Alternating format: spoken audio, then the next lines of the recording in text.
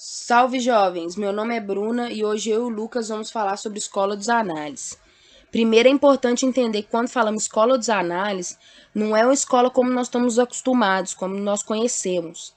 Não foi um lugar onde tinha professores ensinando alunos, Botafé. Vocês estão ligados quando uma parada faz tanto sucesso que influencia várias gerações?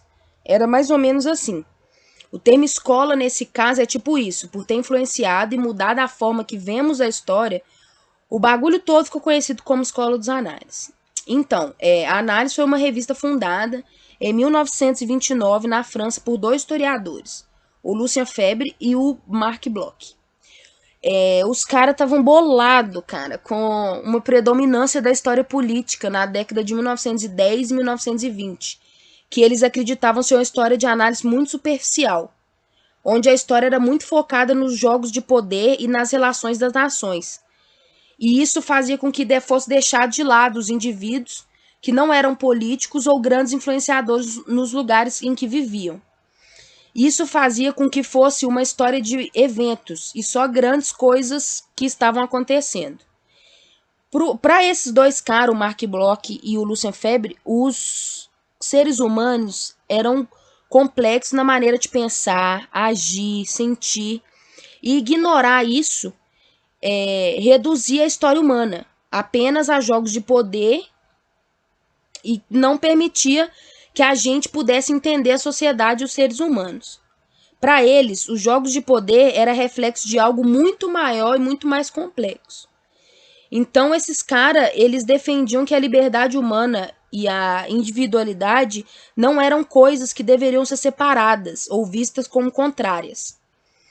A formação das estruturas sociais e também das estruturas culturais, políticas e econômicas, de onde essas pessoas vivem. Essas estruturas influenciam na forma como agimos e nas nossas decisões, mas elas não anulam as vontades humanas.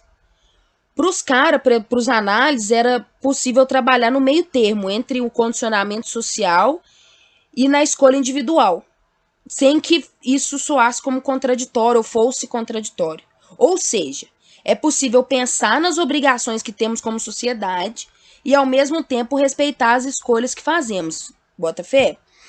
Então, os caras queriam três coisas importantes que eu vou citar aqui agora.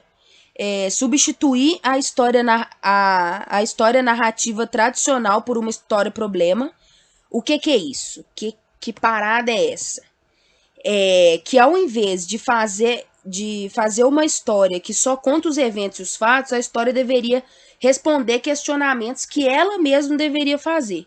Deveria ter uma reflexão aí, e esses questionamentos a história deveria criar para responder essas perguntas também. Outra coisa, a história de todas as atividades humanas, não só a política. Afinal de contas, falar só sobre pessoas grandiosas e dos políticos excluir o resto da sociedade, como eu já falei, e a história dessas pessoas também era importante e também fazia parte das estruturas sociais, como eu disse antes. E outra proposta importante era a colaboração com outras disciplinas, geografia, economia, então, tanto que no começo da escola dos análises, assim, tinha muito artigo nessa revista, eles publicavam muita coisa sobre economia e outras áreas, para não ficar só preso à história em si. Então, para os caras, toda história é importante. Vocês conseguem entender isso? É tipo a gente poder contar nossas histórias do que a gente fez no baile, mas não falar só do DJ e do MC, entendeu? Não contar só esse bagulho de destaque aí. Temos que lembrar de quem vende a bebida, de quem limpa a rua depois, das pessoas que montam som. Então, assim, a história de todo mundo é importante, a gente tem que ter consciência disso e se ligar nisso aí. Agora é com o Lucas aí que ele vai continuar essa história pra vocês aí. Salve galera, aqui é o Lucas. Eu vim agora dar continuidade na nossa aula sobre os análises e eu escolhi falar sobre as fases dos análises. A revista e posteriormente o que foi conhecido como escola teve três fases. A primeira delas foi ali quando o Marc Bloch e o Febvre fizeram a ideia em 1929 ali e durou até 1945. Qual que era a principal característica dessa fase? Primeiro de tudo é abandonar aquele caráter narrativo, igual a Bruna já falou, e de uma visão da história só da política e dos grandes nomes. Esse era o principal que eles estavam buscando nessa hora. Porque, como vocês vão ver na aula anterior, provavelmente, sobre o positivismo, a gente tem aquela ideia de fonte, que é só a fonte oficial, ou seja, só um documento, que seja, uma coisa escrita, que foi escolhida por alguém, o maluco foi lá e escolheu, tipo, pegou tal documento de tal lugar, e daí aquela história narrativa dizia, esse documento fala isso, então era isso que aconteceu. Esses caras, eles pensavam totalmente diferente dos primeiros, dos positivistas ali, porque eles estavam dando a ideia do que a Bruna falou de uma história problema, sabe? Que a história devia fazer uma pergunta para a fonte e a própria história tinha que devolver respondendo. O que é importante também nessa. Não é importante, mas é uma curiosidade muito triste, assim, por se dizer, é que nesse período ali de 29, 45, tava rolando muita coisa na Europa, né? Nesse meio tempo deu a Segunda Guerra Mundial e tal. E o Mark Bloch, que é o cara que escreveu um livro que é para o historiador, para a pessoa que estuda história, ele é quase como se fosse uma bíblia, que é o Apologia à História. Ele foi pego pelo regime nazista e foi fuzilado. Ele estava escrevendo esse livro ainda quando ele morreu. Então, tipo, ele estava escrevendo na hora que ele estava preso lá. O livro foi lançado depois pelo Fevre e tal, mas é uma curiosidade meio triste para a gente ver como o historiador, a pessoa que pensa, ela é bastante perseguida ainda.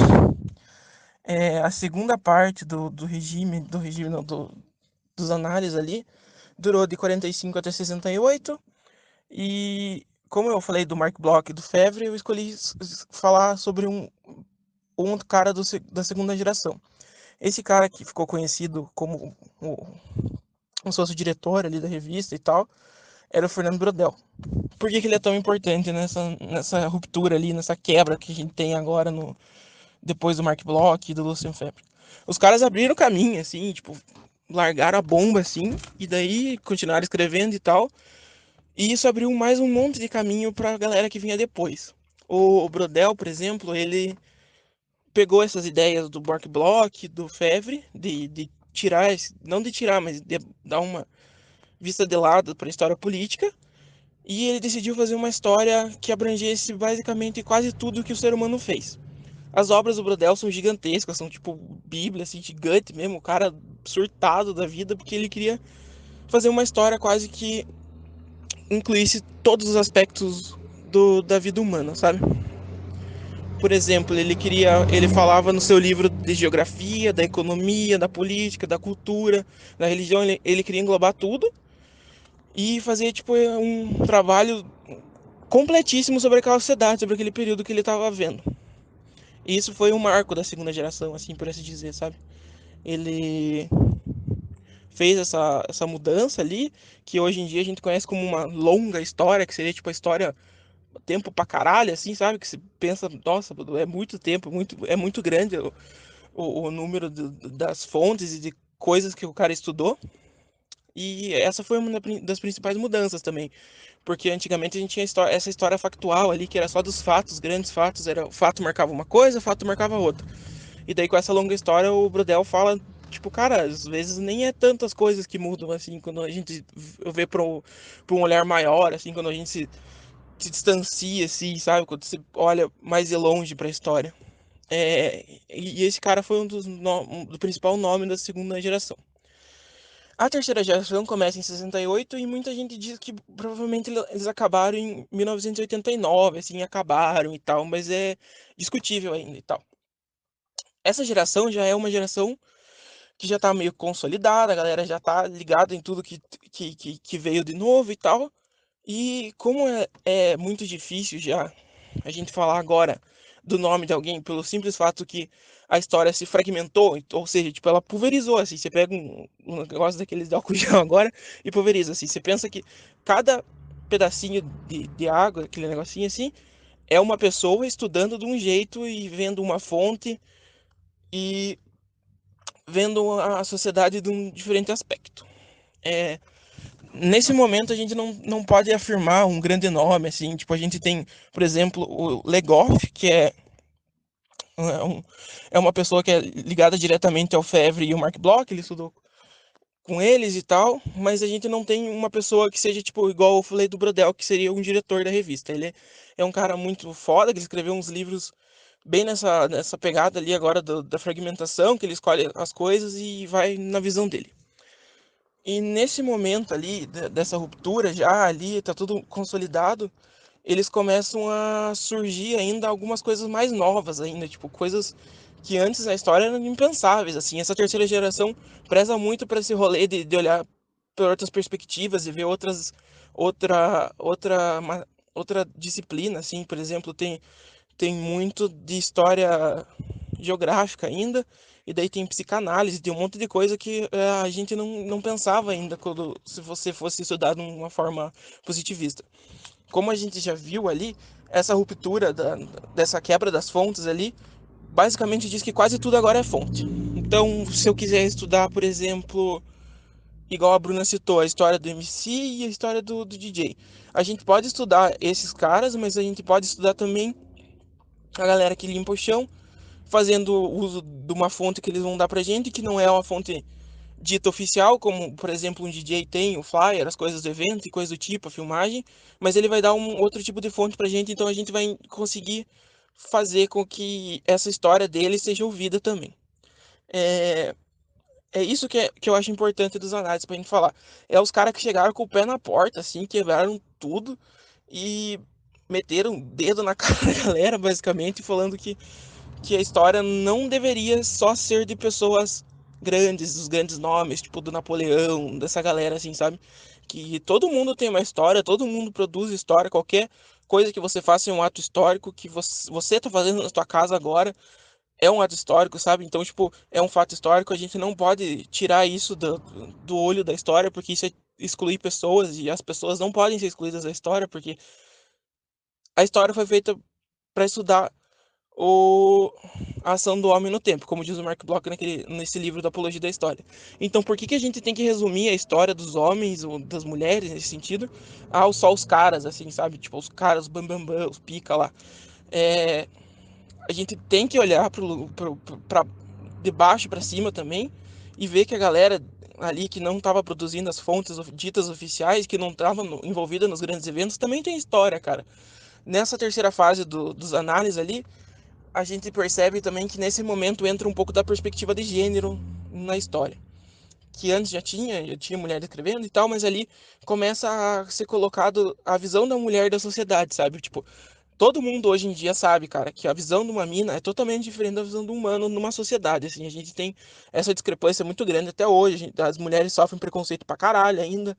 Imagina naquela época, tá ligado? Que a sociedade era completamente patriarcal e tal, e machista. Então, essa quebra do paradigma ali, do paradigma não, esse negócio do positivismo, de só ver fonte oficial e não sei o que lá. Cara, quando que nas sociedades, tipo, anteriores, a gente achar uma fonte escrita por uma mulher, por exemplo, uma coisa oficial escrita por uma mulher, sabe? É, fora as rainhas e coisas do tipo. É muito foda a gente pensar nesse sentido. Então, eu acho que isso é a melhor parte dos análises, que eles deram voz a quem não tinha, tipo, a gente consegue estudar vários outros aspectos da história agora, as mentalidades, o imaginário das pessoas através desses caras. Então, eu acho que é isso que a gente tinha hoje para falar. Muito obrigado pela atenção.